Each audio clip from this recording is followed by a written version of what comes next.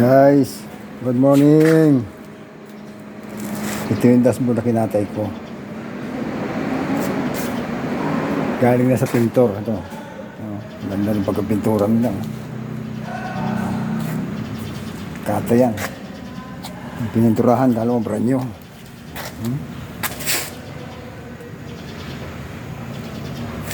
Bago ko ilagay sa ulo, ipinis yan.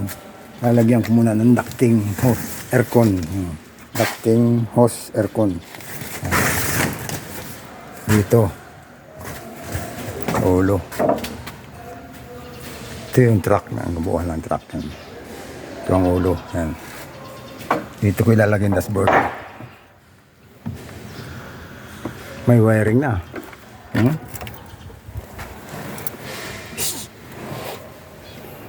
Na-check na ng electrician yan, kaya ilalagay ko ng dashboard. Lalagyan ko muna ng ducting aircon. Ito yan. Yung butas nga, no? Yan ang aircon. Yan guys.